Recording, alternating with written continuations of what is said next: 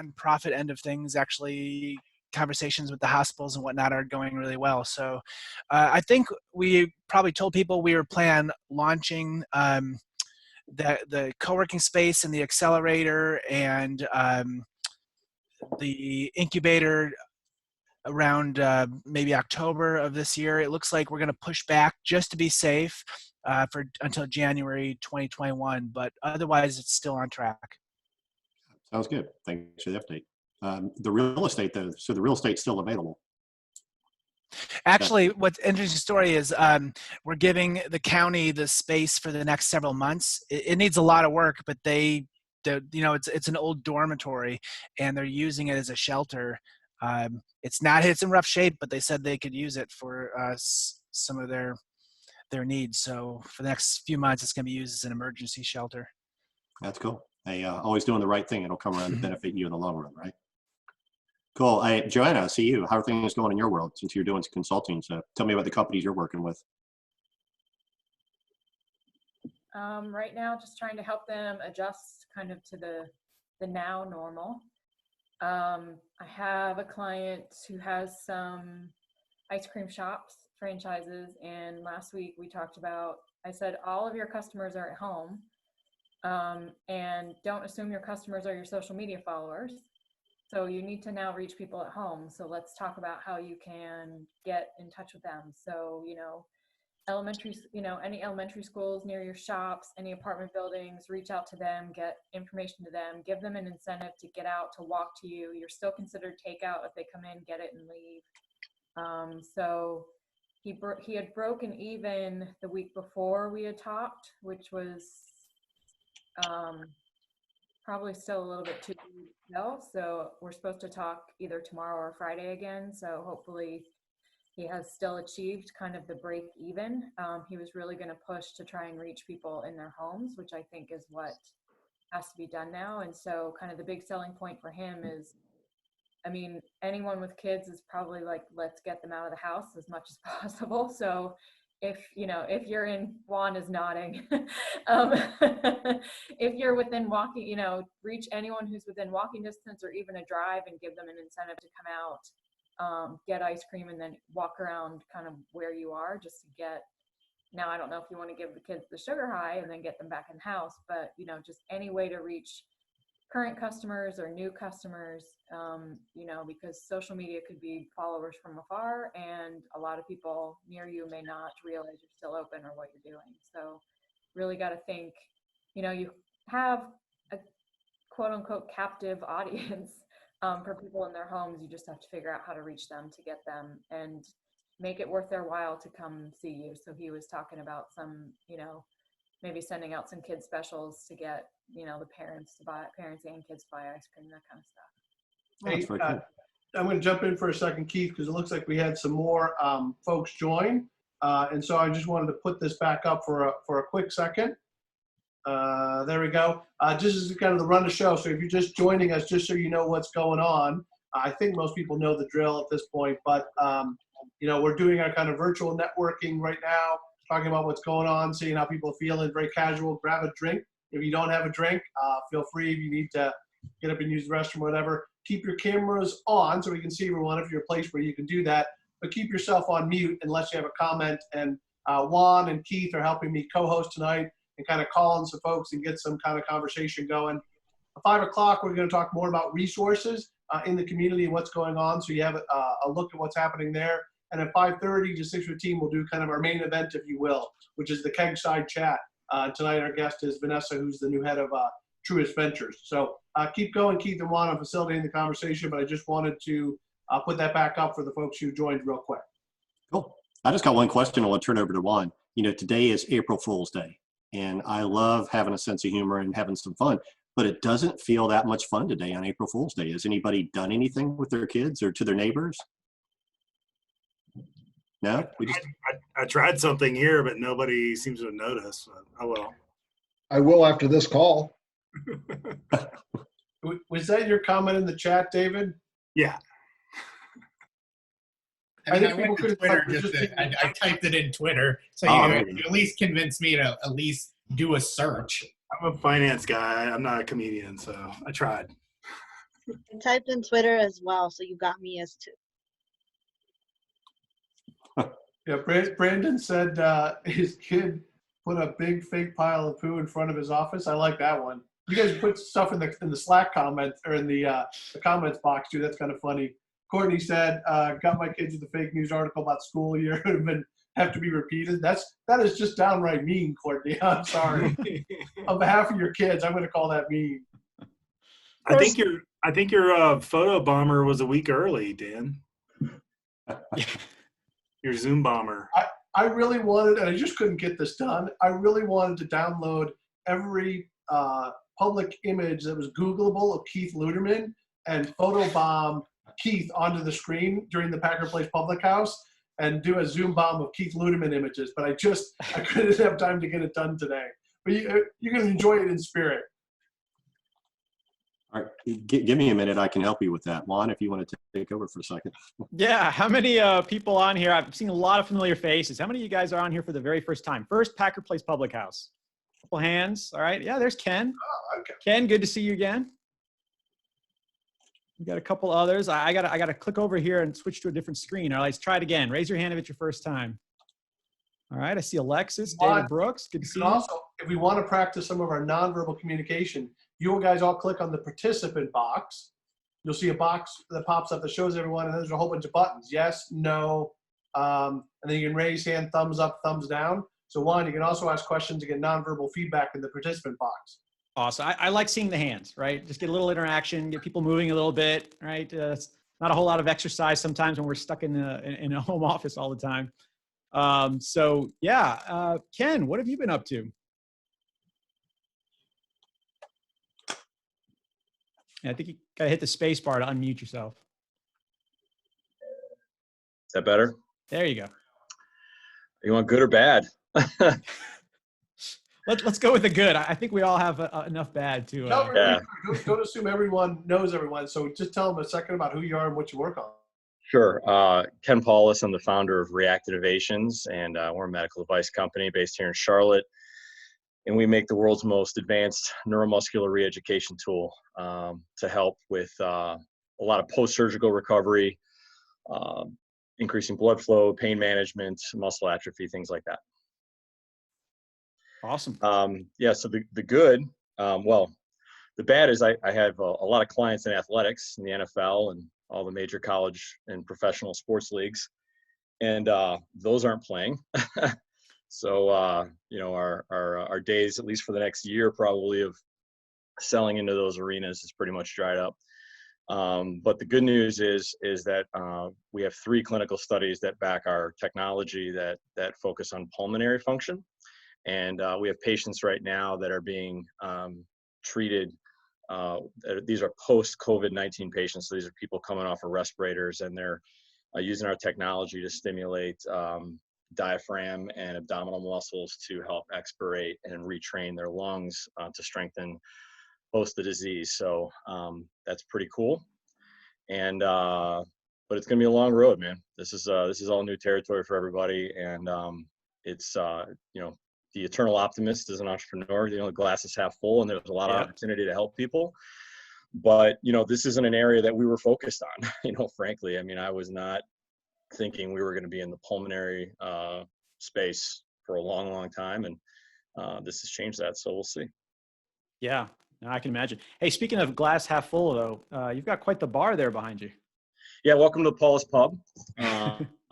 So this is my the only room in the house that my wife allows me to actually design and hang out. So we do a lot of entertaining here in Plaza Midwood, and so this is ground zero on Christmas Eve for our big annual Christmas Eve party with the neighbors and stuff. So I figured we're at the public house event. I got my local IPA in hand, and you know, here we are. So that's a good Michigan State, man. He's even look at that. So yeah, so Dan appreciates it. Background. Yeah, a lot of Spartan gear, a lot of Pistons and Tigers, and I don't have any Lions championships up. I know everybody's shocked about that, but you know, some Red Wings paraphernalia, some Panther stuff, you know, a little mix of everything. Well, there you go. If the public house ever goes on the road, Dan, I think we know where our first stop's going to be. Yep, my house. That's right. All right. I also see Bill. Bill, you were drinking out of a bottle and the bottle was disappearing. I guess you got a virtual background or something like that. I was like, it's like a magic bottle. How have you been?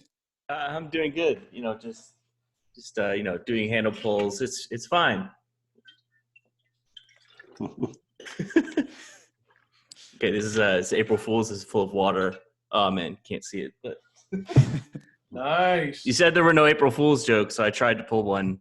Apparently, the background messed it up. I was the only one who showed up to Packard Place. I like. Oh, that's what I was. Backdrop. Hold on. I thought that looked familiar. Yep. Things are going okay for my startup. I don't know if I know everybody, but I work on pureskill.gg, automated AI-powered video game coach. Helps people figure out what they're doing wrong and how to fix it. We're still pre-launch, so still chilling. Kind of surprisingly, a lot of esports teams aren't doing so well with the COVID stuff because there were LANs. There were actual physical events that teams went to. So people are saying like, oh, esports is the, like immune, but kind of isn't. Video games are doing great. Yeah. But esports teams are, working on it. Hey, I was going to say, why don't we do this on the participant box again? If you want to click on participants, raise your hand. There's a button under more where you can raise your hand if you want to make a comment on something. That way we can pull people, or just click on looks like David Brooks has got some. Why don't you go, David? Or is that from before? No, I was just trying to find the mute button. I just, we're buried right now. We worked all through the weekend, and we primarily serve SBA lenders. So please be sure you've got this PPP program on your radar. It's basically structured to be granting as much money as possible. So don't be scared off by the idea of taking out a loan. It's really meant to just be forgivable. We should be out with a portal that we can circulate for everybody to apply. There's still some unknowns on the program, but just a public service announcement, basically. Yeah, awesome. Thanks, Like David. Matthew DeWald, you want to unmute?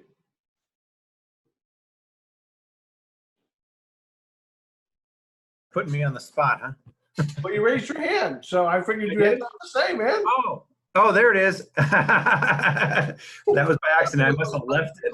I must have left it raised, so that's by accident. Sorry about that. Well, tell everyone who you are and how you're doing. Sure. So maybe I'll put myself on video here too, if I can do that real quick. There we go. Cool. So yeah, so I'm Matt DeWald. I provide fractional CFO services to small and medium-sized companies, as well as a range of other accounting services.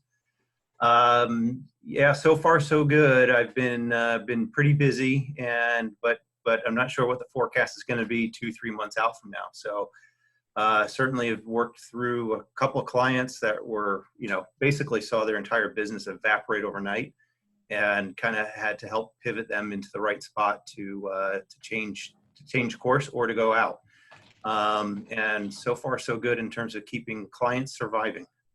But we'll continue to kind of monitor that and see how it goes, and again, hopefully support key sectors that are in great demand right now. So government, defense, hospitals, obviously, pharmaceuticals, and so seeing where possible, trying to help clients to help support those industries.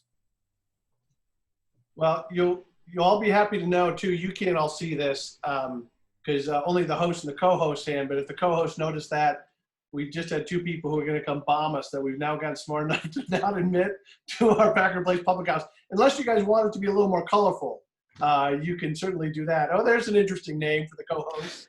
I would, for the co-host, make sure you don't admit those. Make sure you're clicking on the remove button, not on the admit button. And there come all the Zoom trolls in the waiting room. So it's very dangerous to have Keith being able to. Yeah, the fact that we made Ludeman a co-host could be dangerous because he clicks on the wrong button. We might have to quickly stop the meeting. It is April Fool's. It is April Fool's. You are right. So, Jasmine, hopefully your triage. I think Jasmine's taking care of the waiting room for us, so that's all good. I'm going to screen share for just a second again and put back up the timeline, because again, we've had some new people join and we're just about at the time. Anyways, we're going to start that. But just kind of looking at the timeline here, just kind of doing a little bit of social time, checking in with people and seeing how people doing. In just a couple of minutes, we're going to switch gears and start talking about some weekly resources that we have.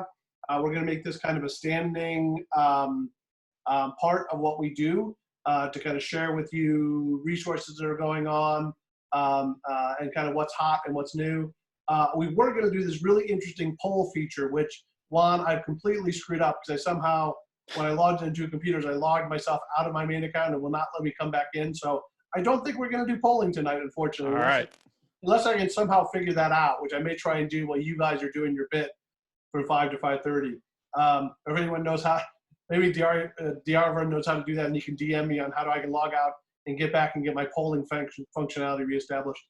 And then at 5:30, we're doing the Keg-Side chat, and then just a little bit of wrap up. So we'll get started on that in just a minute or two, but wanted you all to see what the agenda was. Yeah, and it looks like we've got a quick comment here. Ken, did you have a comment on the loan program? I do. So, if you guys don't know, and Dan, I don't know if you're going to cover any of this in some of the resources piece about the SBA. Yeah, go ahead. Okay. So I've been locked in with my CPA on this particular topic. And, it's a tricky situation for companies like mine that are in kind of this growth phase where, forever and ever, I've not been really paying myself for developing a salary profile for my employees and myself. We've primarily reinvested the money into equity to keep our payroll taxes down so we wouldn't be exposed to that. And as a result, the PPP program as part of 7A, which is really the primary line item within that program, we're very low. And so even though I have pretty substantial amount of expenses, and I actually have about $2 million in purchase orders from clients that still want our product, but I need the funding to support that. And based on the 7A loan program, this is like winging a prayer stuff. So we're kind of waiting on the 7B program to see how that shakes out, and maybe going through some traditional processes with the SBA and our financial partners that we work with. But it's been a real challenge for companies that have expenses and growth, but not a lot in payroll. The focus on 7A is really about a payroll reimbursement, not so much an expenses reimbursement. So I don't know how that's going to shake out in the future, but those were my comments, and that's some of the feedback I got from my CPA today. I don't know if that's what anybody else has been experiencing that at all, but that's my thoughts. Maybe we'll do a quick poll on the participant panel. So if you want to click on the participant panel, let me clear everyone. Hold on, I cleared all that. So if you guys think you have your head around the CARES Act and what's going on, click on the yes button. If you think you need more information, still not totally clear to you, click on the no button. Let's see how the yeses and nos go. We'll do the poor man's version of polling. Looks like. Can I just blurt something out at the end? They did say in the call on Monday with the National Association of Government Guaranteed Lenders, they did say that there was a provision for contractors. So if you've got people doing work on a external basis, there's still some unknowns around what's going to be there. There's contributions that are not payroll tax accessible that could be loanable and forgivable. There's also utilities and facilities costs, but there's still a lot of unknowns. Yeah, because for me, we have a lot of 1099s, right? So there's a lot of people that work within my business but are not technically on my payroll. I think you're going to be able to get money for them. Okay, because that's what kind of blew me away. I'm like, well, this business, a huge chunk of their company is my work. They're not employees of mine. They're contract vendors, but they're a huge part of my infrastructure as a business in terms of how we support things. And so, that's real money that goes to people that pays mortgages and, puts food on the table. Yet, I'm being told that's not eligible because they're technically not a W-2 on my taxes. So, the specific statement that was made, Ken, by the association lobbyists, effectively is what they were holding the call, was that there would be some additional documentation needed for 1099s. And, that's probably just around avoiding double counting because those people could apply on their own as well. Mm-hmm. So still TBD. So, Yeah. so it looks like on the yes and no's, 4 people said yes, 15 folks said no, where they kind of got their head kind of around all the CARES Act information. So not surprising. I'm going to clear that off. Not surprising at all. Let me go back. We're going to go ahead and get started on the next part of this. I'm going to pull this back up one last time, just for the timing, because we had 5 or 6, 7 or 8 more people join in. So this is what the kind of flow looks like. Just wrapping up the social part of that now, and then moving on to kind of some of the weekly resources. I like the ability that some of you have had here to chip in with your own advice and things that are going on. So please feel free to do that as well. We left it so that you could mute and unmute yourself. So if we want to do that, that'd be great. And just we'll make sure that hopefully we've not, knock on wood, yet gotten trolled. So we'll see how that works out. And then at 5:30, we're going to start with the Keg-Side chat. So let's see when we do this. Most of you know Juan Garzon, the general manager of Charlotte Inno, which is short for innovation, as I've been told. And Juan, if you don't know Charlotte Inno and you don't go to the site, just a fantastic resource as part of the American Inno sister of companies, if you will, with a paper in each town. Juan's been a civic leader for, gosh, a decade now, and doing great stuff. And this role as general manager allows him to step that up. Also the founder of Pitch Breakfast, which I'm sure he'll talk about here in a second. I think we have an end. Pitch Breakfast is moving virtual. Juan wanted to talk about a couple of things, the resource guide they built, and also the Pitch the PivotCon platform that they have coming out, which is just freaking awesome. So I'm going to stop sharing my screen and turn it over to Juan. And I think Juan is going to share his screen, hopefully, and then walk you through some of that as well. But again, feel free, keep yourself on mute if you're not talking. If you have questions, either raise your hand or take yourself off mute and see if you can break in. Awesome. Thanks, Dan. Yeah. And hello, everybody. Anybody who's just came in, it's always good to connect, at least on a once a week basis here with everybody in the ecosystem. So no, it's really good to see everybody. So I just shared the Charlotte Inno website for anybody who has not seen it before. If you haven't seen it before, Charlotte Inno is a media platform that covers all things tech, innovation, and entrepreneurship. And so any stories about local companies, early stage startups, corporate innovation, fundings, anything like that, we try to have up here on the website. And one of the things that we've added, and so I'm just going to share the screen here to kind of show you, is we have some different articles, different posts, but we also have these guides.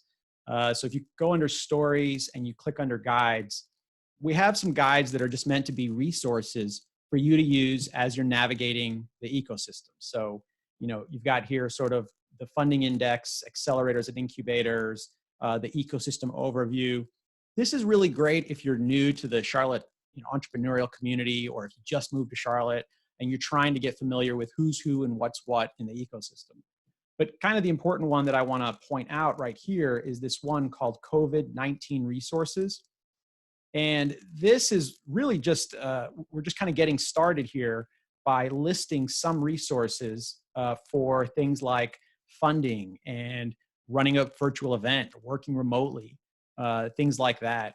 And so this is kind of the starting point for some of the resources that we put together. But what I've got on the other screen that I'm not going to share because it's really messy is 20 pages of additional resources that we're sorting through, trying to get the most effective ones and categorize them to create some additional guides. And these are going to be around things like, you've gone virtual, now what? How do you manage a team? Dealing with things like the CARES Act and, what are funding sources like? There's so many resources that we found that we're starting to filter through these, and we're going to be making these available on the website and via the newsletter here in the next couple days. And so, the first thing really is to put a big call out there to say, if you know of any resource that we should have on there, please send it my way. We want to take a look, write a short summary, categorize it, and get it out there to the community. And if there's any resources that you're looking for or challenges that you're having as an entrepreneur, as an investor, let us know so that we could find the resources to help you out, whether it's a mentorship program or whether it's an online accelerator or webinar, and make sure that we're filling this up as much as possible. So along the lines of Charlotte Inno, I also want to introduce someone who is on the call. I'm going to stop sharing here for a second. And then I'm going to share again in a little minute to talk about something else. But we actually have a new staff writer. A lot of you guys met Courtney Gabrielson before, who was kind of writing a lot of profiles and sort of digging into the ecosystem. And she's moved on to another opportunity, but we now have Elise Franco, who is here today. I think she's on one of these screens. There you are, Elise. You can wave. So Elise is the new staff writer at Charlotte Inno. She has, well, actually, Elise, if you want to unmute yourself and just give us a little bit of an introduction on your background and say hello, and people know who you are and to look out for you. Yeah, sure. Hey, everybody. I started on Monday and just kind of dove right in with Juan and everything. And I come from a journalism background. I've written for local newspapers in Shelby, North Carolina, Spartanburg, South Carolina, and Northeast Ohio. And so I'm really excited to kind of break into the Charlotte market here. And at least you're a lover of craft beer, right? Local craft beer? Yes, absolutely. Okay. That's you're going to find some friends in here. Is that a prerequisite? No, but you'll find some friends. Okay. So, yeah. So, Elise, if you want to go ahead in the group chat, put out your email address. And if anybody has story ideas or wants to talk about the ecosystem, let Elise know what you're working on. It's great to connect with her and, you know, give her a welcome and share any stories or any ideas or any other way that Inno can support you guys. And Juan, I'm going to break in for a second. I did get my polling working again to be able to look at attendees and who's here. So if you don't mind, I might go ahead and launch that. People can take it as you start, but it also has some questions about what people are interested in. So I think you should all see a poll pop up on your screen. So if you all want to take that real quick, that'd be awesome. Then I'll let Juan continue. So cool. Yeah. So we have taken some of the information, I think, from a previous poll that Dan did. I think you did at the very first public house. Yeah. And kind of getting this pulse, I think, on where everybody is, what they're looking for, what challenges they're having, I think is going to be very, very helpful. We also have an impact survey that we're running on the newsletter. So if you sign up for Charlotte Inno, comes out every Tuesday and Thursday, you're going to see there posted an impact survey that is sort of a, you know, kind of a deeper, you know, how is the whole health crisis impacting your company? What are you doing to mitigate that? And it's really useful information for us to know what we should be focusing on and how we could help. So actually, John just made a comment there about a haircut.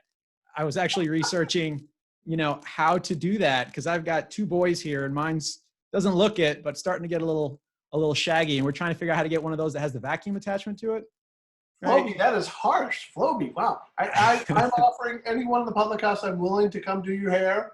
I do mine weekly. It's great. You wear the Dan Roselli. It's like the Rachel, but more minimalist. Yeah, I think a lot of people are going to be switching to hats here in another week or so. So all right, so it's going to be interesting. The poll's still up there. Only 65% of you have answered the poll. So some of you there's at least like 15 people out there slacking. So go ahead and answer the poll. It looks like it's interesting. About 66% of people identified as, I think we left it as multiple choices, an entrepreneur. About 50% is ecosystem partners. The big issues that people seem to have, interest in funding, and we let this be a multiple choice. About 50% of you said, understanding more about what's changed in the funding environment. We'll mention this at the end, but next week, one of our guests is going to be one of our legal advisors for our venture funds. That is hopefully the general counsel of both Brandon Shelton's fund, TFX, and our fund, SCFE, to talk about some more details on the Investment Act and CARES. And I think we're going to have one of the specialists come on and do that Lowest ranked there look to be like the team issues, I think, are kind of starting to get a little bit lower in terms of priority. I think people have triaged how to deal with the team issues and now are focusing more and more on the funding. Yeah, I think that brings up the point that, needs are going to change as time goes on. There's a lot of founders that I've talked to that they don't know what they need right now. And as time goes on, you're going to have different needs and different challenges. So having this sort of pulse that we're taking every week, I think is going to be handy. And Dan, if you don't mind, I've got one more screen to share, just a quick announcement, and then I'll switch it over to Keith. So as many of you guys who have been to Packard Place before might know, and if you haven't, now you do, I also run an organization here called Pitch Breakfast.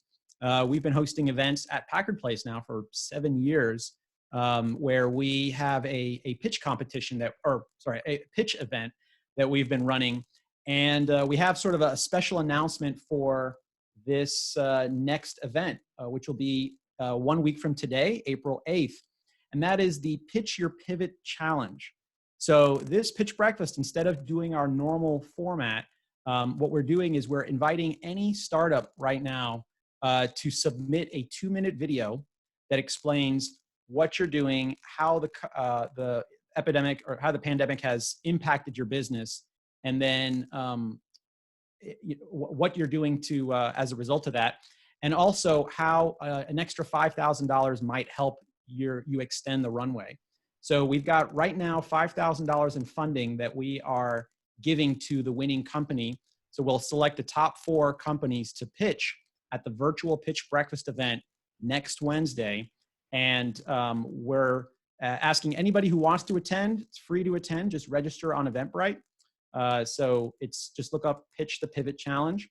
If you're interested in pitching, there is a link here, pitchbreakfast.com/pitch -your-pivot to submit your 2-minute video. And then we are trying to get those submissions in by Saturday at 6 p.m. On Monday evening, or Tuesday morning, we will announce who the 4 are to pitch on Wednesday morning. And then on Wednesday, we will have the event and award the finalists. We'll also throw in there that if you or your organization or an organization that you know may be interested in throwing more money into the pot, we'd greatly appreciate it. We'd love to have some more money in there to give to founders that need it. Who knows, maybe we raise enough to do it again the following month. So pitch your pivot, register to attend, and if you're a startup, register to or submit your video.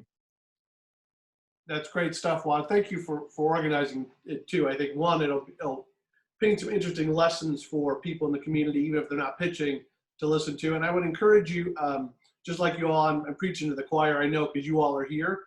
But as this self-isolation period is going to get longer, not shorter, I think, certainly through April and maybe through May, I think the opportunity to still connect like this, see each other's faces, just hear the voices, hear some of the stories, be able to share, is going to get more and more important. So please come out to that Pitch Breakfast kind of virtual event. Help spread the word when Juan puts it out there on social media. I think it's just great for us as a community to be able to stay connected like that. So thank you for the support to be here tonight and the support in advance for the Pitch Breakfast event. So thank you, Juan, for sharing all that.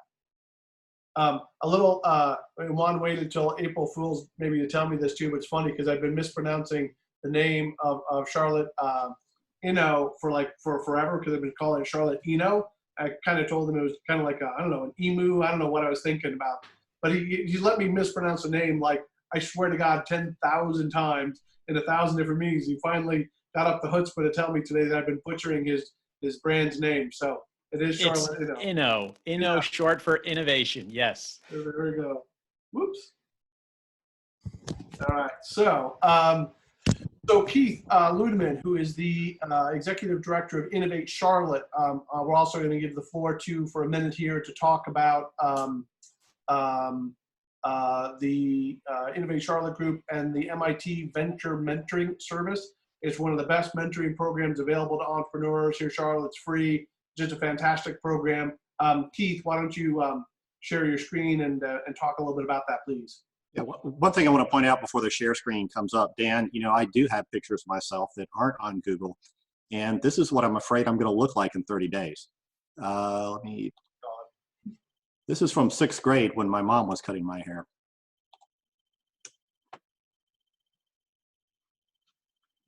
We don't see it. Oh my. Yes. Oh. So that is the Seneca, South Carolina bowl cut. Somebody better be screen capturing this. It'll be coming back into style. Oh, I got more. I'll share one a week. It's going to be a lot of fun. Now, if that is not a reason to come back to Packard Place Public House every week, so you can see a new Keith Ludeman photo in the time sequence. And by the way, next week we're making, I'm going to say bring your dog to Packard Place Public House, although it could be bring your pet. But next week we're specifically doing a call out in the social to bring your dog to Packard Place Public House, which we think will get us a large audience boost as well. So Keith, go ahead. Yeah, fantastic. So excuse me if I'm looking to the side, I'm looking at my second monitor. So you'll see the Innovate Charlotte website. This program has grown dramatically over the past 18 months. We now have 26, 27 companies, mid-50s in terms of mentors that help us. It's all free for the companies. It's all volunteer by the mentors. We've got retired corporate execs, former founders, current founders, professionals like accountants, attorneys. Dane Delaney, who I'm not sure if he's on the call today, is one of our great attorneys that works with us. And we're given just advice to get companies up and going. It's morphed a little bit over the past 18 months, but what we're looking for are founders that we want at least one full-time founder. So we're not looking at the idea stage. We want someone to be committed to it.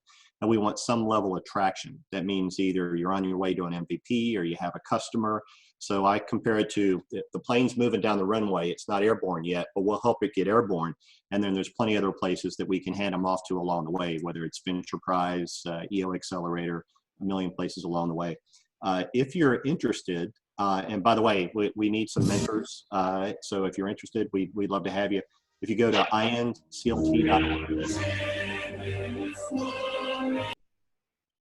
Oh. Can you still talk, Keith? Yeah, I can still talk. Yeah, somebody didn't see the old movie and realized that was a fake name. Venture mentoring, and go get a mentor, become a mentor, and then there's some information on our mentors and our startups are on this page. And we'd love to have you. It's a fun group. It's fun for the mentors and fun for the companies too. Very cool. Thank you for that. I think I'm still off mute. There we go. All right, so we are about 5:20. Let's see if we got about 10 more minutes on resources to want to share.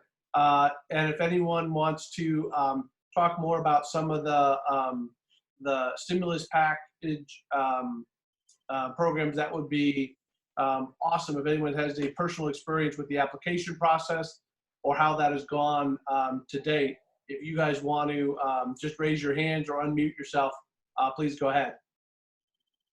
Hey, Dan, I actually applied yesterday. It's I think in the last 24 hours, the SBA has changed that process dramatically. And so I think it took me a matter of like 6 minutes. I think there's a lot of changes going on right now, but my understanding is that the first 10,000 will be almost a grant. So, and I believe it's first come, first serve. So I just wanted to get it out of the way, but everything's kind of ever changing. John, have you got any response back yet from your application?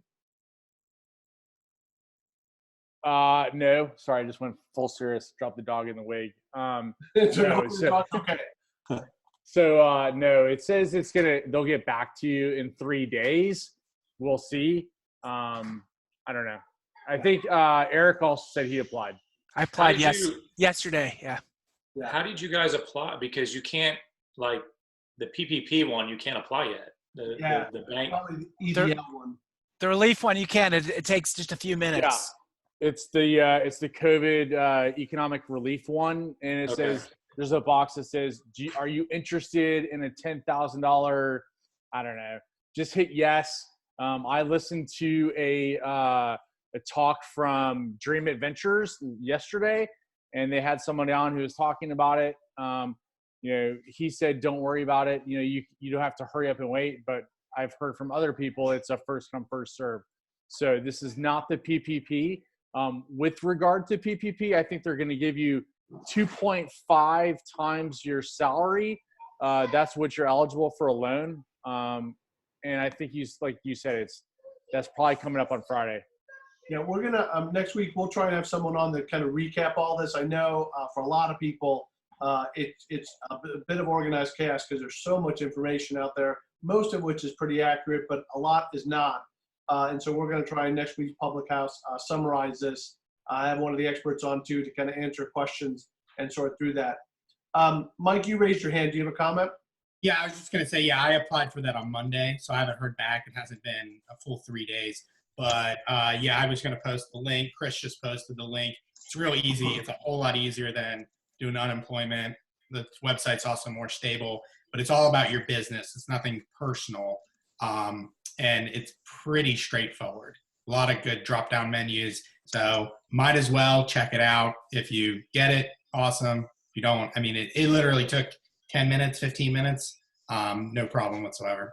Good. And it looks like, Courtney, you had raised your hand too. That might have been before, but do you have a comment?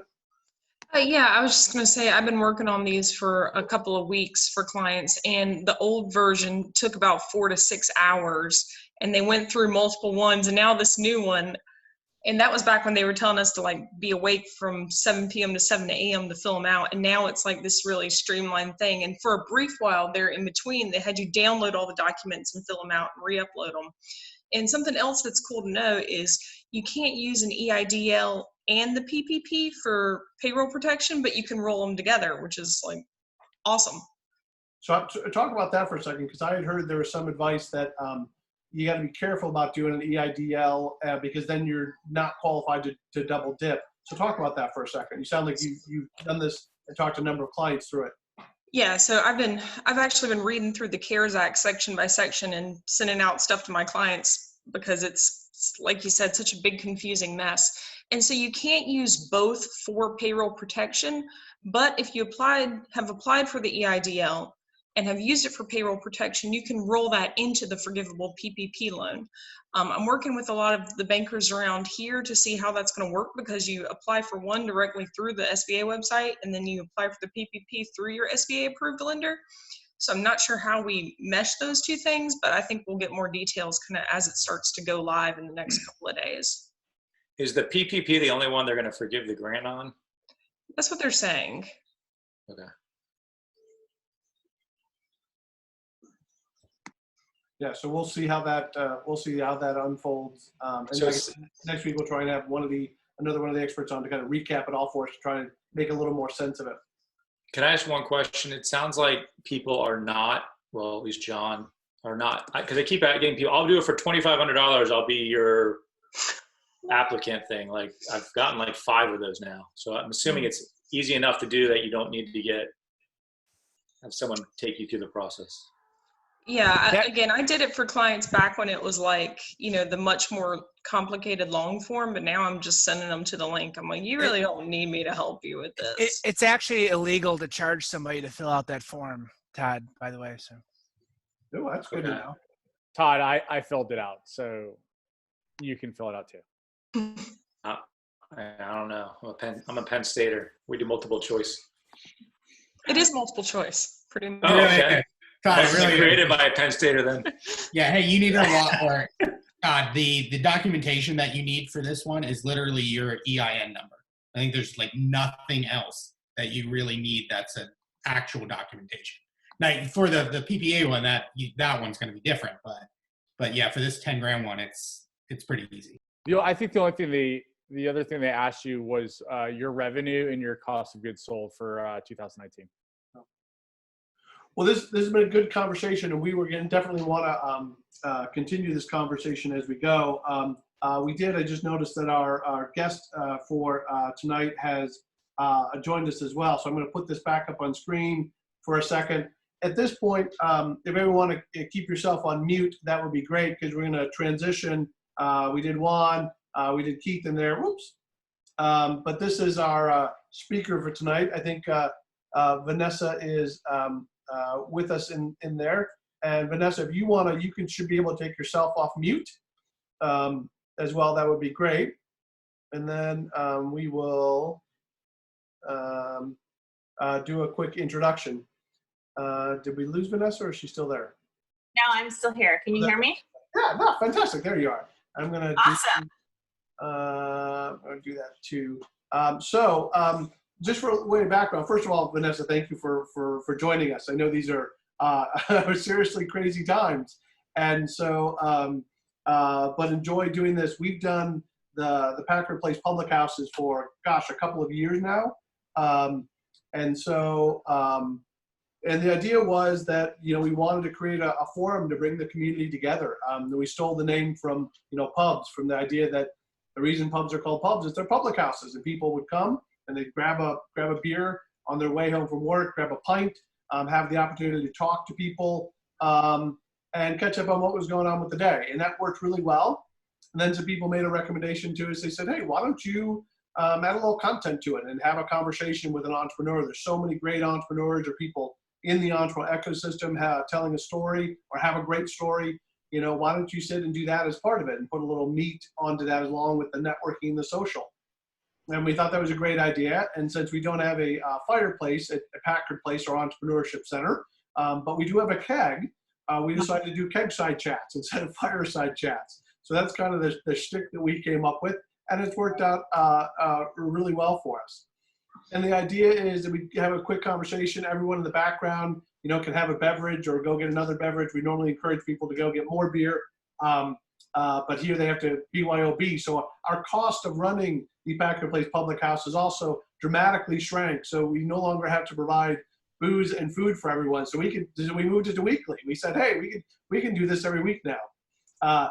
Joking aside, we moved it to every week because we want to bring the community together and keep that sense going forward. This is actually the third one we've done now since kind of the COVID crisis has really hit, and so many people had to work from home and work virtually.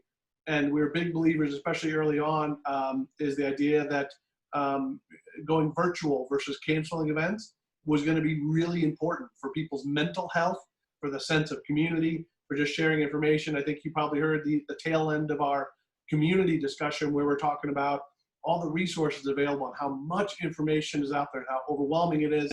So next week's speaker is going to be someone who can help us clarify and make sense of all that and make sure all the entrepreneurs are kind of on the right track for the resources. So that's a little bit of the setup for this. I put up on the screen Vanessa's background, which is really impressive. 20 plus years of experience in the venture world, in the banking world, and I'm going to ask you a little bit about your background so you can add on to that. But Vanessa and I actually met back when she was at Fifth Third.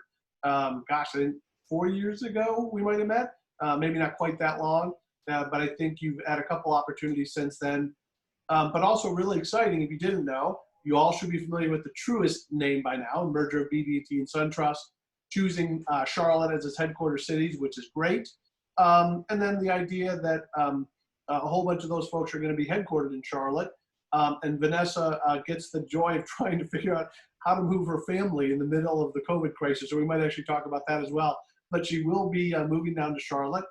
And she's the head of Truist venture arm. And so we wanted to invite her to come along tonight because we thought that corporate venture folks, or strategic venture folks as they're sometimes called, might have a very different perspective. And I've seen a lot of events in the last week or two talking about kind of angel investing and venture capital and deal flow, but we thought she would have a really unique perspective to bring, given that she sits in a slightly different role maybe than some of the other angel investors and venture folks. So I'm gonna, Vanessa, stop sharing this.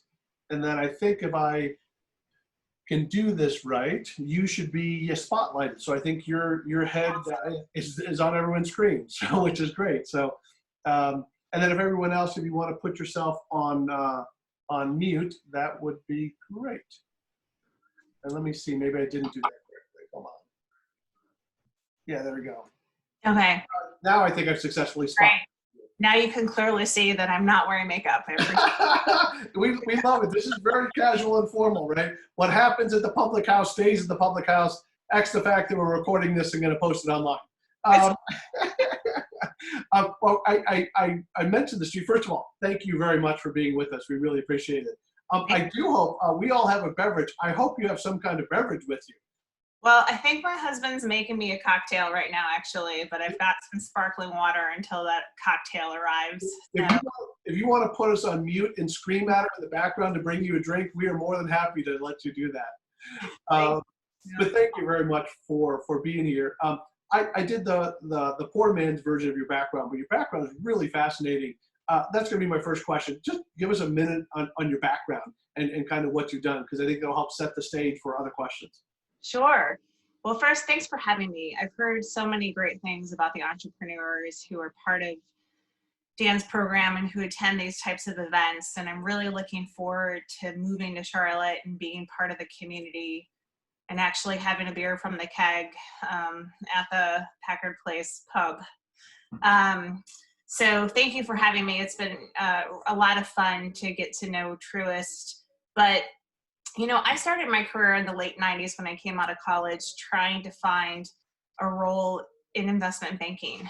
And at the time, private equity was still a pretty cottage industry. And unfortunately, or fortunately, I should say, I was not hired into an investment banking house, but was serendipitously hired into a private equity arm at KeyCorp up in Cleveland. So it was the late 90s. It was before the tech bubble had burst. The bank had been very engaged in doing some merchant banking investing, which is investing the balance sheet into companies directly.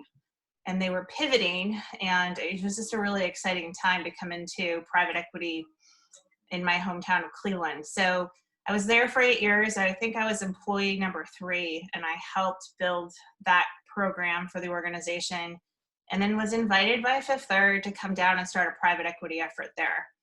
And honestly, when I was at Fifth Third, and I was there for about 14 years, we were really not a corporate venture or a strategic investor. We really viewed ourselves as a regular old private equity investor that had one LP, and that's really the way we were structured. And so for 10 years, we invested close to $800 million across 40 direct companies where we took minority equity positions, and we had dozens of private equity fund investments as well. Dodd-Frank put the damper on our ability to invest in private equity funds and venture capital funds. And so my last 4 years at Fifth Third, I pivoted to more of a strategic venture shop with my team, and we focused solely on fintech and started doing earlier stage investing. So it's been really fun because I've been able to build portfolios from an ROI perspective, in addition to building them for strategic value for corporate partners, specifically banks. So joined SunTrust about 14 months ago, and I'm excited to be back in venture capital investing. Yeah, so absolutely. Well, that's a great start and background for us. I would encourage everyone, because this format is obviously a little different. If you have questions for Vanessa, go ahead and put them in the general message group chat, and we'll get to those kind of as we flow, or at the end too, because it might be a little harder to take people on and off of mute. So go ahead and, as you come up with questions, go ahead and put them in there.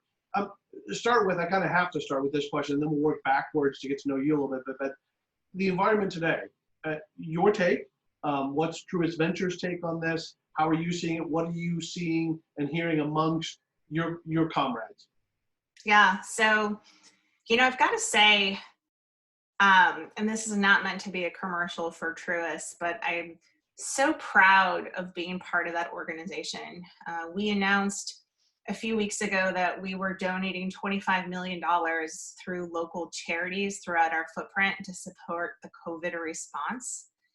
And as I was presenting to our executives last week, the strategic direction of the venture portfolio, the first thing our CEO asked me was, how can we help? Like, who's laying people off? How can we not make an investment, but maybe make a donation to help ease some of the burden for the folks who are losing their jobs? And so it's just really great to be part of an organization that puts people first.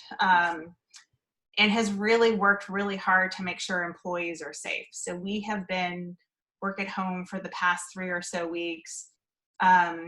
And the response and a lot of what we're focused on right now is how do we continue delivering excellent financial services, but virtually as opposed to in person. So as we close down branches, how can we access our customer and serve them the best way that we can? What are you seeing are the needs? What are the top things you all are focused on? I'm sorry, can you repeat the question, Dan? What did you guys determine the needs were as you're closing branches and dealing with that? What came up with the conversation of, we think these are the biggest customer needs from a financial services perspective, assuming you can share that with us? Sure. So a lot of debt, not forgiveness, but put payments on hold or delay payments. And so if you're a small business or if you are a mortgage holder, you can delay payments for a period of time. And then another big thing we're working hard as the SBA and the government have rolled out this program where they're trying to get more capital into small businesses. We're really trying to ramp up our digital capabilities so that we can do that really seamlessly and effectively and get capital in the hands of people who need it. So that's really been the area where the ventures team has been the most engaged. Who has technologies that can help us streamline, automate processes, allow people to apply for small business loans online. And especially with these SBA loans, you have to be very specific about dotting all the I's and crossing all the T's. And so how do we ensure that all happens without manually having someone go in and touch it? So that's been a huge area of focus for us. Is that going to impact your world? I know you're in the venture world, you're not in the lending world, right? But I think it might be an all hands on deck exercise. So how is that impacting you? And or do you have any advice if you do have some knowledge on it? We were talking about that for 45 minutes before you got on, and this belief that there's going to be a rush for applications, and gosh, maybe there's a limited pool of money, and everyone's kind of freaking out. What would you kind of say to entrepreneurs to the extent you know it? Yeah, so I would say it sounds like a pretty great program. Banks are really ramping up so that you can apply easily and get money easily. And from what we've heard, there really is no extent to how much capital is available. And so I would say if you have a need or an interest, apply early. I think as long as you keep all of your employees employed throughout this period, the debt's actually forgiven. So it's more of a grant actually. Yeah. So I think it's a great program, but in the venture space, we've just been trying to bring partners to the right folks internally from an IT and from a business perspective and make sure that our folks internally know what resources are available out in the broader ecosystem. Yeah. I do know also for everyone, Brian Pope posted in the general chat a nice 2-page summary from the Treasury website on the PPP and some other stuff. So I know there's going to be tons of resources. The Charlottino site that we showed you all has a resource list. I know I was on a EO, Entrepreneurs Organization, call earlier this week, Brian Delaney and team, and they have a nice resource list. So there's going to be, I think what's going to happen is all this noise next week is going to clarify, and everyone's kind of going to understand what the hurdles are, what flaming hoops they got to jump through, what paperwork they need. And so I think next week is really going to be the time where the advice I would give entrepreneurs, and certainly we're giving our portfolio companies, if by the end of next week you haven't applied, if you haven't understood it, figured out and applied by the end of next week, you are now going to be late. So next week is the go time because the applications, I think most of them go live Friday. So that's similar to what you're hearing, or you would advise people? Yeah, apply as early as you can. What we're not seeing, and I've been asked this question a lot, we have one company that's approached us about potentially acquiring them. They had a failed Series C, but it doesn't appear to be COVID related. It appears to be just kind of a defunct company. Yeah.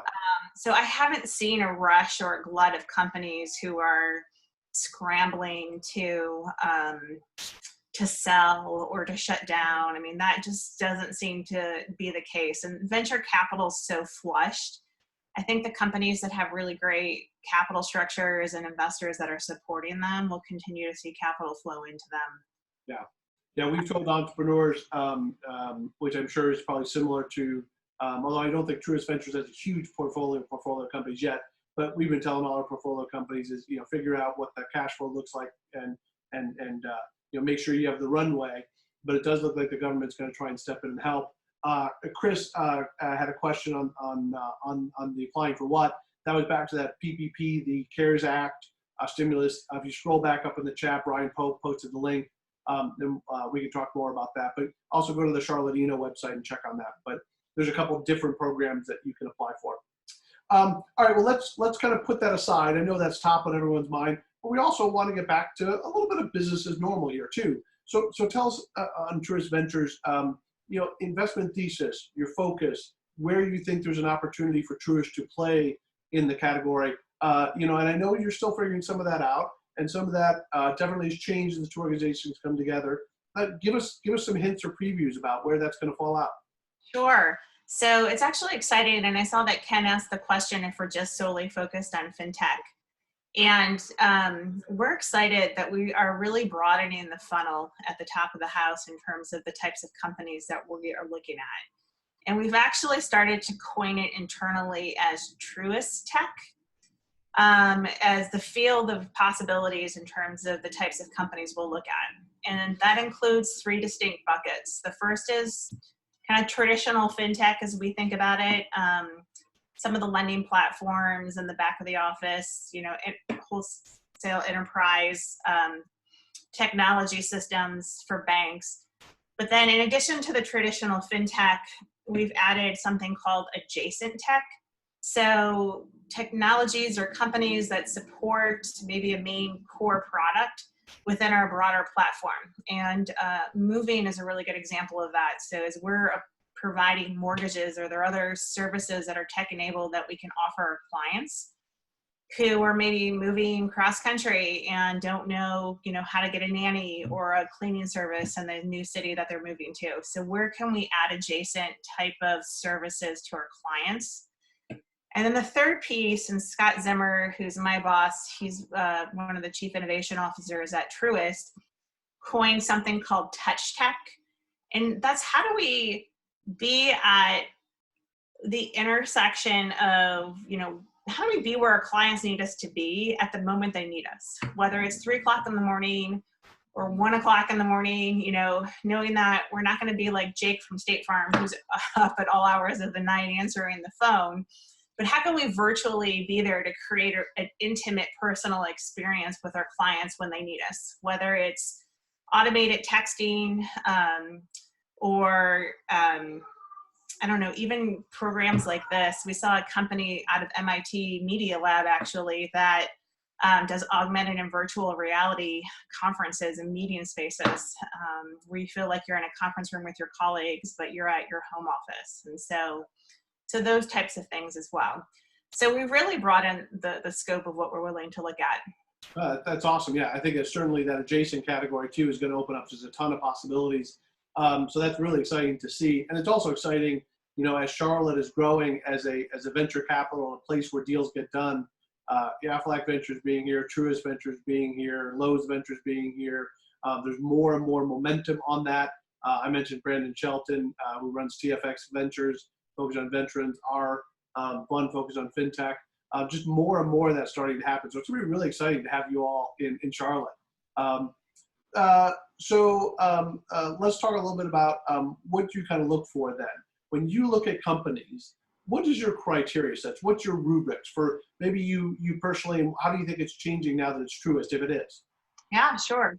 So we think about it in 2 distinct kind of pillars, if you will. We're looking at investments where we have some sort of intent to commercialize the investment. And that commercialization can happen near term, midterm, or long term. And we are going through a huge integration, so we acknowledge that the commercialization event with our company may be delayed because of that.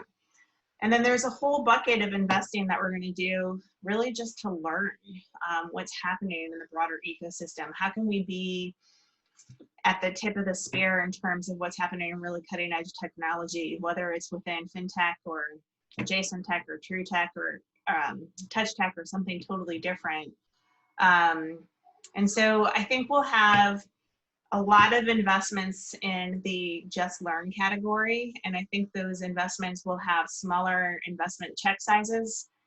They'll be probably earlier stage. Smaller, what do you mean by smaller? Because sometimes when banks say smaller, the numbers are different. Yeah.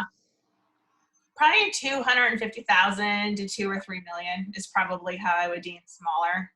Yeah. And then if we're going to take if we're going to commercialize a company's products, I see us taking much bigger equity stakes and having 10 to 15 million dollars into those companies. I also see those companies being a little bit more mature stage. When I say mature stage, I think kind of Series C, Series D. I think Fintech as a category has really matured.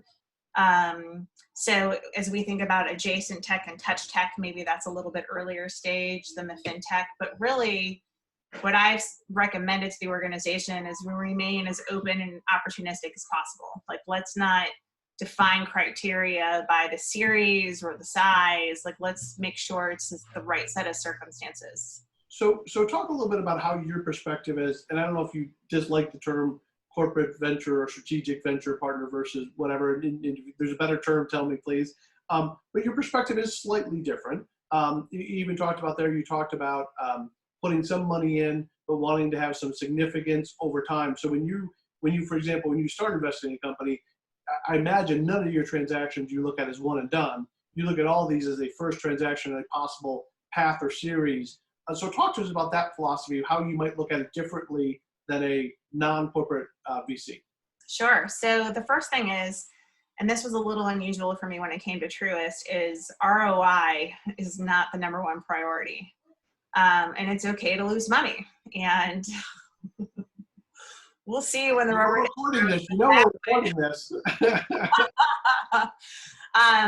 So I think that's the first thing, is that we're not in this to earn a rate of return. And when we look at the dollars we're going to invest, and right now we have a $50 million allocation, even if that does 10 times, it's kind of a blip on the radar for our organization. So that's the first thing. I think the second thing, because we're a bank, it makes us a little bit unique in that we can never own more than 25% of a particular company. So while we are really comfortable leading financing rounds, we have to make sure we've got a really strong syndicate of equity providers around us, because at the end of the day, if there's not deep enough pockets to continue to support the company, that puts us in a really tight spot because we can't own more than 25% of the company. And that's specific to financial institutions. Another thing that I think makes us really unique is that because we're stage agnostic, if we like an investment or we like a company, we can really theoretically support it with investment from its Series A through its buyout phase. I mean, we really have no specific, stage where we have to get out or we have to stop supporting the company. We'll likely exit our equity investments before they become public, just because the volatility is too much on the bank's balance sheet. But other than that, we look to support our companies through many iterations of investments. We look to acquire some of the companies that we invest in. Sometimes we get in with a thesis that we're going to buy a company that we're investing in. So that's not a crazy thesis. I know a lot of, in fintech particularly, a lot of people, when they talk about, in their early stage angel investing or seed investing, and investors say, what are your potential exit paths? And they'll say, oh, well, we think one of the banks might buy us. So it's not a totally crazy thought then. No, in fact, SunTrust had bought Lightstream, which is an online originator of loans, about 5 years ago. And we're really using that as a platform to build out a direct bank. And it's a great acquisition for us. Yeah, that's terrific. There's a question, by the way. I know some people are continuing to join, which is great. A couple people had to drop, which of course is fine. For the folks who just joined, though, we are chatting with Vanessa, who's the head of Truist Ventures, or I'll call it Truist Tech now. So is your title going to be head of Truist Tech? Is that what your title is going to be? It's going to be still head of Truist Ventures, yeah. So. But if you have questions, feel free to put them in the chat. So we will get to those one there. There's one from Ernst, who's has a mobility kind of startup himself. What are yours or Truist's outlook for mobility service and delivery apps? And I'm wondering, would you consider that in that adjacent category to banking that you were talking about earlier, potentially? Yes, we absolutely would. So when you say mobility service and delivery apps, like actually delivering goods to people's homes? I think so, yeah. Mm-hmm. No, Ernst, I think that's right, yeah. Mm-hmm. Yeah, I am having a difficult time thinking off the top of my head a case where that has direct applicability from an adjacent tech perspective, but I'm definitely open. I think, one of the people I'm looking to, or talents I'm looking to bring onto my team is a director of commercialization who can look at a company and see not only the obvious, but the not obvious way that we can work together. So I would say at this point in time, really nothing's off the table in terms of what we'll look at. Yeah, fair enough. Let's pivot a little bit. Talk more about you, and coming down to Charlotte, which will be great. You are in Columbus right now. I'm in Cincinnati right now. Cincinnati, okay, that's great. What's been most surprising about Charlotte? You've gotten to know Charlotte a little bit. Or maybe nothing, but what's been surprising about the opportunity here in Charlotte and Charlotte itself? Well, I got to tell you, I was in Charlotte for the first time about 8 years ago for a board meeting for a company that we invested in. And I called my husband and I was like, this place is so cool. We should think about moving here. And fast forward 8 or 10 years. And when I got the offer, he'd still never been to Charlotte. And so I told Truist, and that we intended to take the offer, but I at least needed to get my husband to the city to see it before we agreed to move the family down there. How your family? You have kids? Yeah. So sorry. Bye-bye. That's right. That's our new normal. We're all good. I'm waiting for one of the kids to come screaming in the background, to be honest with you. Yeah, I know. That could happen too. I've got a 4-year-old and a 7-year-old, 2 little boys. So really excited. I was surprised by the housing prices. It's expensive to move to Charlotte, more so than I thought it was going to be. Yeah. Your property taxes are about 70% less than what I'm used to paying, so that's kind of nice. It's interesting. I think on the National Cost of Living Index, we're still like right around the average of the 100 mark. And everyone looks at that outside and goes, oh, that's great. And they look at housing prices, and our housing prices are definitely above 100, but I guess everything else must offset. You got people plugging their neighborhoods in the group chat now. This is great. So now people are going to start lobbying you to move into their neighborhood. I love it. Well, we bought a house in the South Park area. So there you go. Right off of Fairview Road. So yeah, so we'll be close to the mall. That's, and close to downtown. Those are my 2 key criteria. Yeah, it's a nice commute. It's very similar to, I think you and I talked about this, very similar to where I live. And it's really a nice, easy commute into the city from there. So, a ton of great neighborhoods. We liked so many of them, and we had a difficult time choosing a house because there were so many great houses and great neighborhoods. So it's a cool town. Let's talk about entrepreneurs. You've seen a lot of entrepreneurs. You've seen a lot of pitches. What advice do you generally give to entrepreneurs? What do you think they still aren't getting good advice on? When you get an opportunity to coach or mentor with an entrepreneur, you always make sure you give them this piece of advice. What is that one? So it's funny because my husband is an entrepreneur. And so, I think there's a lot of intimidation when entrepreneurs talk to potential investors that have a hard time, really understanding, other than entrepreneurs are oftentimes really excited about the product and how it looks and what it can do. And the first question I always ask, and this drives my husband crazy and is one of the number one reasons we have fights in our marriage, is I am asking him, well, what's the revenue model? How do you make money on that? Like, how's it going to work? And so there's always that natural tension, I think, between entrepreneurs who kind of see the Facebooks of the world. And it's like, well, we'll figure out how we're going to make money at some point. Let's just build this community. Yeah. And I don't know if that's lightning in the bottle or if that's really how it all works. But I always come back to what's the revenue model, and maybe that's because I'm a banker at heart. Well, let me ask you the adjacent question to that. What common characteristics do you see in the entrepreneurs that you've seen be successful? What are the commonalities from your perspective?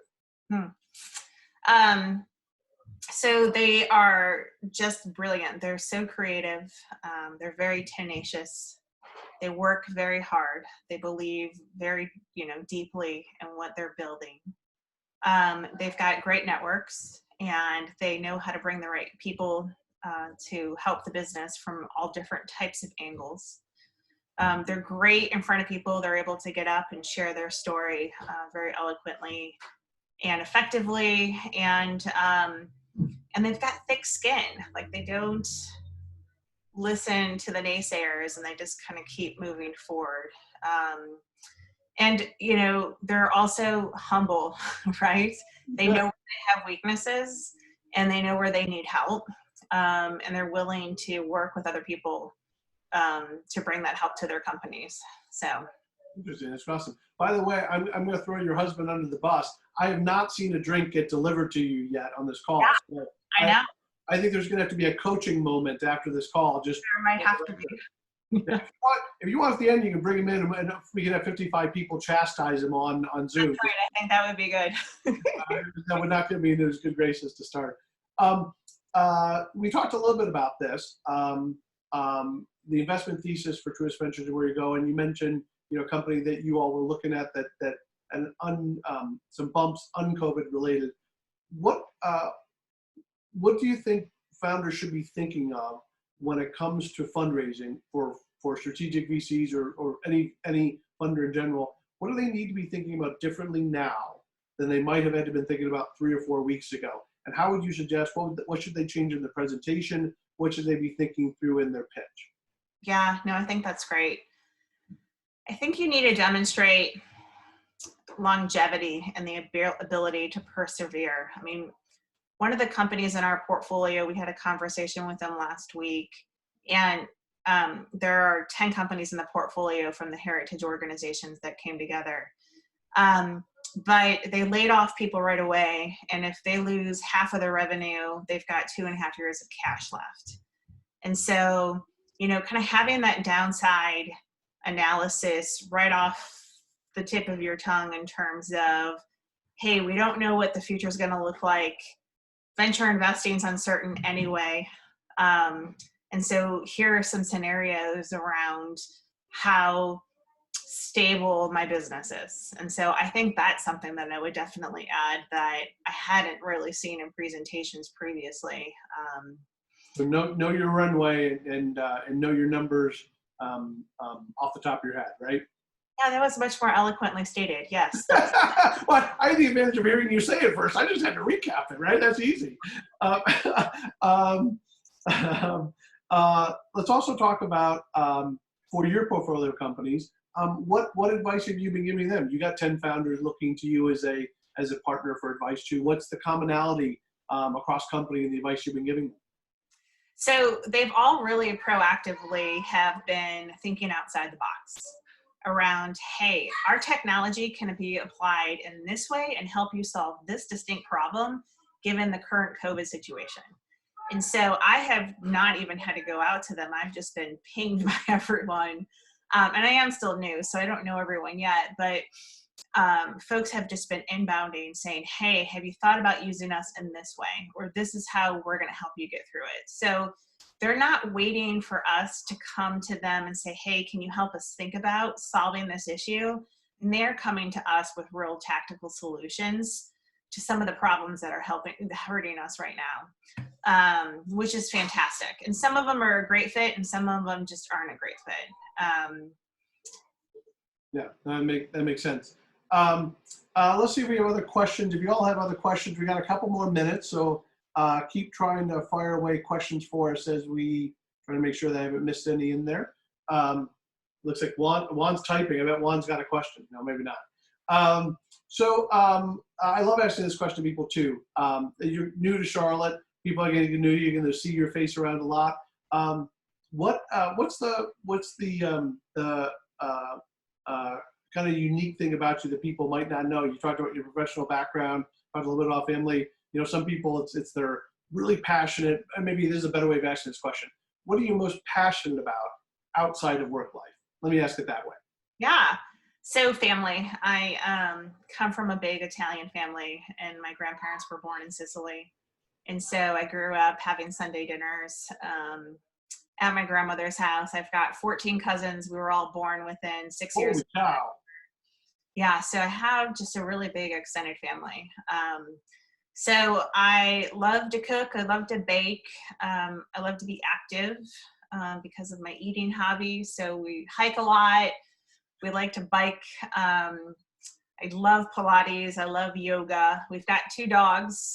One's been quarantined to the basement, so she doesn't disturb our call. We talked about, though, Packard Place, just like the building, is a dog-friendly venue. Oh, awesome. The public house, virtual, is a dog-friendly venue.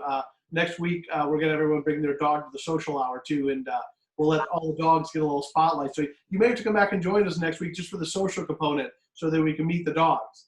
I love it. I'll do that. That's really awesome. Very cool. We got a new puppy, too, so that's been...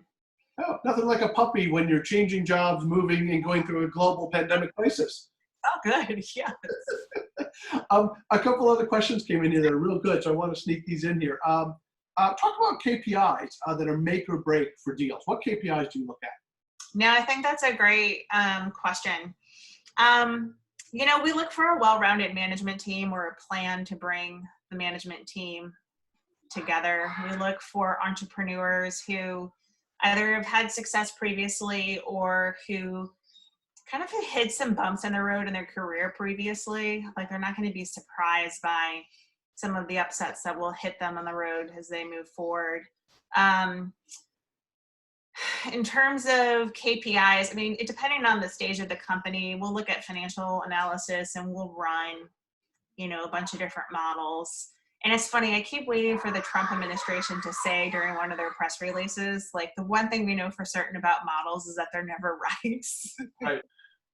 I haven't heard anyone say that yet, but so we do some financial metrics, but, you know, it's more around, do we think we can add value? We really, and this is kind of like, I'm not answering the question too directly because we don't really know. Like, we're still developing what our scorecard's going to be. And because we really want to extract learnings from the companies in which we invest, and let me be clear, that's not just technology related. Like, how are you retaining and attracting top talent? Like, how are you thinking about different aspects of your business? How are you hiring remote talent? Like, you know, those types of things we really want to be able to understand and bring best practices into our organization. But then also, what can we add to your organization? You know, I've sat on a lot of company boards, and when I was at Fifth Third, the most recent round that we led in a company, you know, I was added to the board, and we take board observation rights. We don't take board seats because of our status as a financial holding company. But I thought for sure, I mean, it was a student loan refinancer that they would want it to be really focused on securing funding. And it was like, okay, you've sat on so many boards, help us with board governance. Like, how should we structure the board and how should our meetings be set up? And so you had asked earlier in terms of what entrepreneurs should be looking for from their investors. I think there's nothing that you really couldn't ask that would be off the table in terms of expertise, whether it's mentoring. And we come with, you know, there's 45,000 employees at Truist. And so if we have expertise that can be helpful, we want to make sure that we're bringing that to the entrepreneurial community, whether we have an investment or not, by the way. So. Yeah, well, that's great. And you'll find in Charlotte, I think one of the things that made Packard Place and QC Fintech and all this to work in Charlotte is it's a city where everyone is kind of expected to give back and expected to be collaborative. And it's funny, especially for foreign founders from foreign countries that come here, but even for founders that come from other cities, they kind of look around at Charlotte and they see the ecosystem, they see how collaborative it is. Not that we don't have our infighting, and not that we don't have other headbutting, but generally speaking, it's a very, very collaborative community. And that idea of, you know, how can we help, I think is something they're pumping in the water in the Charlotte water department or something, because I think that philosophy fits well here. So. Well, I've noticed that just eating in restaurants in Charlotte and telling waiters and servers that we're moving there, like, they could not be more excited to tell us about all the wonderful things we should do in Charlotte. It's like people lobbying you to move to their neighborhood in the chat, right? I mean, like, come on. Awesome. We're so excited. So another question here, and we'll make this the last one, but tell us, this is a good one to end on. What does the investment process look like? And understand there's people on the phone who are very sophisticated investors that raise money. So you might want to talk about the nuances of how your process looks different than others. And then there's some people that have never raised money, right? So give it kind of the basic version, but throw some nuggets in there for the people who are familiar with normal processes. Sure. So we source transactions through a variety of different ways. So sometimes it's inbound through, you might have a relationship with someone at the bank, and we make it really well known who's in the venture team so we can see things that are coming from our employees. So a lot of times we'll get an email from someone who works in a branch whose neighbor is looking to raise money. So I think, just to put that out there, we see sources of deal flow come from within the organization, from our networks outside of the organization, from groups like this, from people like Dan who are connected in the ecosystem. So getting an introduction, I think, is easy. Typically what we do is we set up some time initially with someone on the team, and the team is 2 people right now. So we're working on eventually building it to be a bigger team. But well, that's right. Kevin was really excited he wasn't an army of 1 anymore. He's thrilled to have double the team size. I know. We've, doubled our bandwidth. It's amazing. So we'll do an intro call, learn a little bit about your business. We'll talk a little bit about what we're looking to accomplish. And at that point, it's really important from my perspective that we give a quick kind of, no, I don't think this is going to fit and here's why, or yes, and let's kind of continue the conversation. As a quick aside, I met someone, like you meet so many people in this industry, and I met someone 10 years, I think, after we had met initially, and he said, you probably don't remember me, but you gave me the nicest and the quickest no of any investor that I've ever come across. And I, didn't set out to be that type of investor, but that made me feel so good. It was a little disappointing that he remembered me for giving him a no, but at least it was the nicest no he had ever had. And for people on the Zoom who have not raised money before, I tell this advice to all the entrepreneurs: no is not a bad answer from a potential funder. What's a bad answer is, well, let's have another meeting. Oh, could you send me this? Oh, let's meet again in 2 weeks, right? No is what's a bad answer is being strung along for months and months when there's a very low probability of funding actually happening. So I appreciate the fact that you take that attitude. Well, and if you do get a no, I would really encourage you to understand why. And it's very much okay to ask why and get that feedback. And I think that's really important to have. Well, that's great. I want to start wrapping this up, but I don't want everyone to drop off the Zoom just yet, because I want to launch a poll here in a second about this. But I do want to say thank you. I know it's hard. We can give you the air round of applause, right? The non-sounded air of applause. But really do appreciate you taking the time. Everything is crazy. Everyone is crazy what's going on here. So thank you for that. Welcome to Charlotte. We love being able to welcome you into our city, and the city that's grown really fond for all of us that we weren't born here. And you now have a whole bunch of friends. So if you need any help on moving the family down, logistics, resources, you got an army of people who are like, oh yeah, I know Vanessa, I'll help her out. So don't hesitate to reach out for help, okay? Awesome. And because I can only see, I think, 6 of you on the top of my screen. So what I'm going to do, I'm going to unmute, I'm going to take you off spotlight. So if you go up in the top now and you click gallery view on yours, you'll see a whole bunch of people there now. Oh, awesome. We can wave at Vanessa now. And there's actually a page left and a page right. So don't neglect the people on the second page, because they'll feel all left out. We have a nice community of folks here. I do, before we do anything else though, I want to just launch a quick, before I recap, I don't know if it launched or not here. Did a poll just pop up for everyone? No survey poll. All right, let me try that one more time. There it is. There we go. All right. So we're trying to capture some feedback about how tonight went. So we'd really love your feedback. And then we got a couple of things we want to cover up in terms of the wrap up.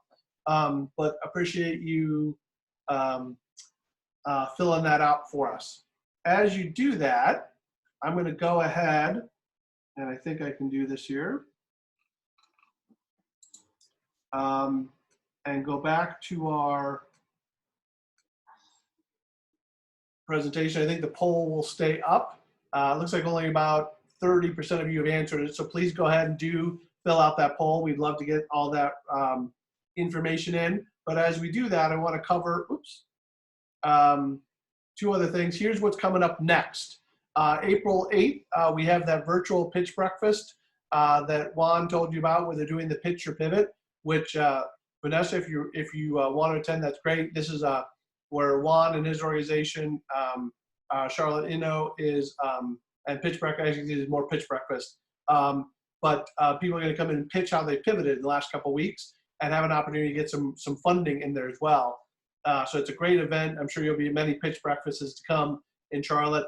And then also next week, we're doing our next virtual Packard Place Public House. Same kind of rough schedule, 4:30, social time, 5 o'clock, some community chat around resources. And then we'll have a discussion, hopefully with one of the people that have gotten nailed down all this funding opportunity for the CARES Act for that. So you can join us for that.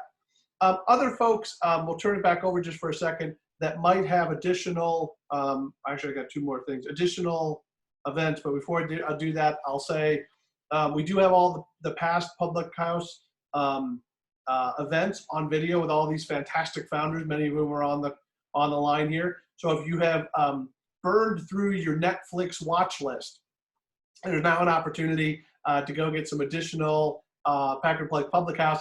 And even though it's taped and it might have been from months ago, you are still allowed to drink while watching past public houses. So technically you're not drinking alone. So if you need to have a beer or a glass of wine, no one's around, pop on a Packard Place Public House and you will feel like you're in that pub environment. And it's good mental health for all of us. And then I'll end on that slide. But I will say let me go ahead and end the poll. If there are folks who have additional events that we might not have talked about here, now would be a great opportunity to kind of unmute and share. It looks like there's a couple raised hands, which may be for that purposes. Bill, Dan Black, Daniel Speller, any of you have events that you want to talk about or just comments you want to make? Well, my hand wasn't actually up. That was actually the applause. Oh, nice. The applause hand. I like it. Yes. Well, I should have said that too, because we can use all those great nonverbal communications. So let me clear that off. So thank you for the applause. But people have other comments that they want to make as we kind of wrap up here. It looks like there's a couple links here to Laura. It looks like you just posted a bunch of stuff. Do you want to? And Juan posted the link to the virtual pitch breakfast, so that's on the chat. But Laura, you just posted a bunch of stuff here. It's the link. There's two different links. One's to RSVP and one's to apply to pitch the pivot. Oh, got it. Fantastic. Yes. So I was just reading. I think Juan and I did it at the same time. But there's two. If you just want to attend, there's a Eventbrite, and then if you want to apply, there is the link to the application. Yeah, and Vanessa, we invite you to attend your very first pitch breakfast. A week from today, we're going to be doing a contest giving $5,000 to a company that is pivoting or that is adapting to the changing environment, and would certainly love to have you attend and meet some other founders. That's awesome. Well, as we're going to move back kind of at the end, that's kind of the end of our structured presentation. We did have a number of folks say that they like the opportunity to kind of continue the dialogue. I know some people will have to drop off, which is totally fine, but we'll leave this open for a little bit here. You do have the ability to unmute yourself, and so if you have to drop, go ahead, but if people have some other comments, maybe just even observations, start with this question out to the group, observations from Vanessa's presentation and what she talked about. Anything particularly interesting, anything surprising that she said? I know I saw a couple of comments about the, IRR return might not be the first criteria for a Truist Ventures. I saw that got some eyeballs. Thoughts, comments from tonight? And I got two things if you want to bring it up. One is just found out from LinkedIn, and I know Todd Below is super humble, but I think his wife is going to be on Good Morning America tomorrow at 8 a.m. Holy crap, really? Yeah, it's Steals and Deals. Todd, are you still on? I am. Yes, support her because she's got no retail outlets right now. So, baby products go on Steals and Deals tomorrow. I don't assume everyone on the line knows what she does. Give the. She was on a Packard. She was on a pub house. So everyone attends every public house. So give them the background. Come on. So my wife has started a company called Bella Tuno, and it's one of the top baby and children's accessories company. But what it's most known for is for every product we sell, we buy a meal for a child. And since we've started that program, we've bought over 4 million meals. And that's tomorrow, what we'll be talking about is how, even though crap has hit the fan in retail, my wife continues to be true to her words of feeding every child in America. Dude, that is really strong. And, I think one of the things we're going to see, and I kind of thought this would happen, the crisis is really is real, right? I don't want to minimize that in any way, shape, or form. And we all got to do what we got to do to keep everyone safe with social distancing and the guidelines. Having said that, I do think you're going to see a lot of people like Michelle and others, and a lot of people on this call that are going to step forward to say, how can I help? How can I bring my skill, my knowledge, my resources, my values to bear? And I do think, I know I sound a little, a little like a politician on this one, but I do think our country and our kind of broader human collective, we'll get through this. I think we're going to see some really amazing things from a lot of people. So I think that's awesome, Todd, and wish her best of luck tomorrow. And we'll all tune in and cheer her on. Yeah, it should be somewhere between 8:20 and 8:45, somewhere in there. So. Great. Well, that's a hard one to top in terms of comments, but other comments and sharing. Keith, thanks for bringing that up. Thank you, Keith, by the way. Hey, cool. And I just found out that Sugar Creek is selling kegs at half price because they can't take them to restaurants. So if anybody wants a keg of beer at home, you're all set. You got a link for that one. Post that. Damn. Next public house, I expect to see everyone with their own keg in the photo. Who's selling kegerators half price too? Hey, and I'll say that yeah. for those of you who don't have the right apparatus for a keg, I know how to use a bicycle pump because of living in the Netherlands, and I'm happy to share that. Wow. Oh. Hey, Dean Nolan? Yeah, I just wanted to say we have a Pay CLT event tomorrow morning, 8 a.m. John Tudors, adjunct professor of innovation at UNCC, is going to be talking about payments and innovation and how to drive some success out of it. It's supposed to be, I think it's going to be a great session. So anybody who wants to join, I just posted the Eventbrite to the chat session. That's fantastic. And my apologies, Dean, for not already having that on the list. Things are moving so fast, and I'm sure we all feel this. I know I'm forgetting stuff, which is why the community crowdsource is great, because I'm gonna catch hell for having missed that one since I'm on that executive board too. It looks like in the chat, Jasmine posted the link to Michelle's Keg-Side chat from before. That's a nice touch, Jasmine. Thank you for doing that. So everyone can go back and look at that. And then Steve, and I think Dean, you may not have pressed send on that link in the chat. It didn't pop up. So look at that. Oh, that happens. Hold on. All right. And then Stephen Lewis, it looks like you just posted a link there. Can you tell us what that is, please? So somewhat of a shout out to Vanessa and her team at Truist.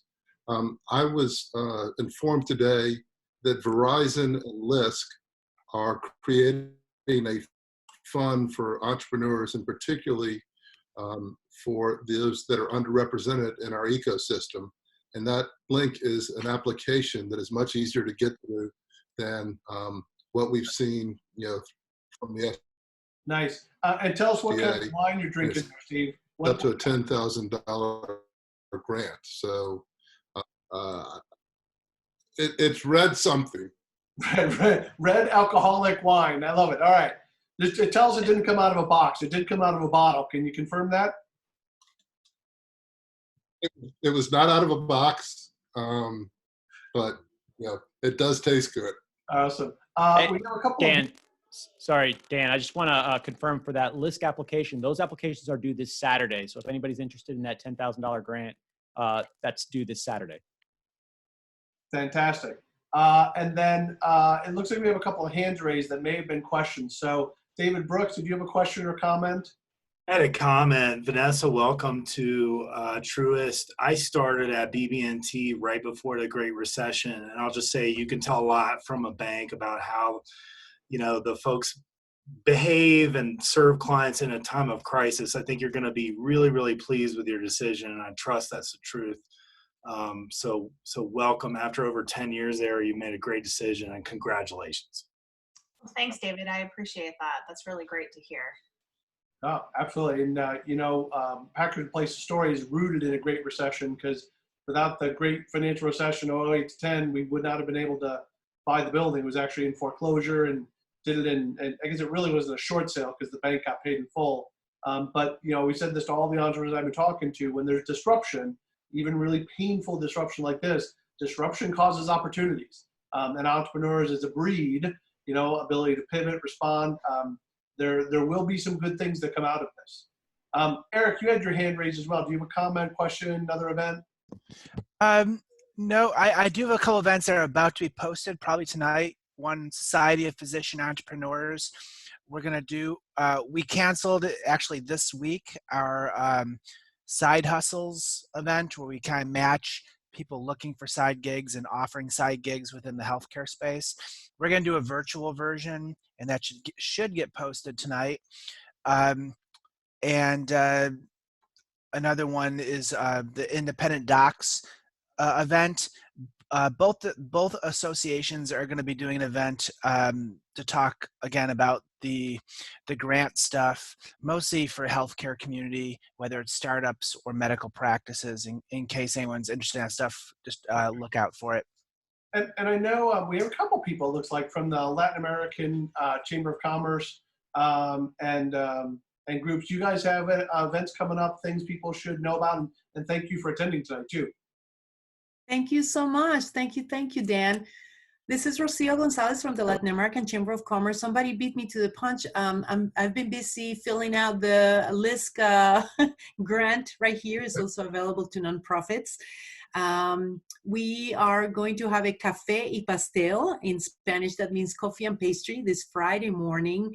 We're going through the process of becoming more familiar with the virtual world. So I'm very excited to be part of this.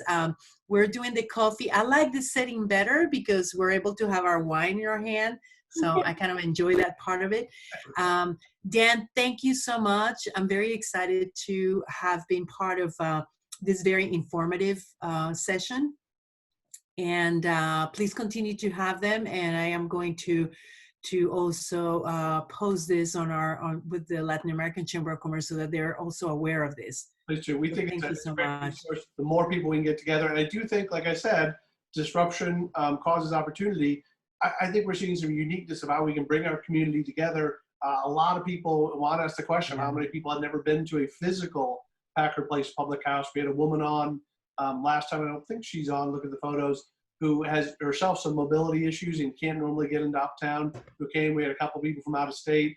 So let's use this opportunity really to drive community and interaction. I think some good can come out of this. So thank you. Yeah, and I love the partnership that we have had with Packard Place. I know that you have been instrumental in supporting some of our leadership development programs. I strongly recommend Dan, regardless of what people say about him. He's really nice. And your space is really wonderful. Please take advantage of it. So thank you. Thank you so much for what you're doing for the community. When you have a wife whose maiden name is Garces, you have no choice but to support the Latin American Chamber of Commerce. Yeah, exactly. We're almost out of time here as well. I want to make sure we haven't missed anything. Any other comments, resources? Look at some other things I put in the list. Dean, Nolan, I still don't think we have that link for the PayCLT event tomorrow. But if you Google PayCLT, you'll find it out there. Any other comments before we wrap? And I have a quick pitch if I'm allowed to. As long as it's quick, we'll let Eric go first. All right, guys, if anyone knows my company, we have a direct contracting healthcare. It's an alternative to health insurance, much cheaper because we contract directly with the medical community. For the next 3, maybe 6 months, our company, we got some investment and we are offering free services, which means heavily discounted healthcare to any startup, small business that is struggling to keep themselves covered for healthcare services. Awesome, Eric. Thank you for that. Bill Freeman, you had a hand raised. Yep. Okay. Yeah. I just want to mention this website, crowdfightcovid19.org.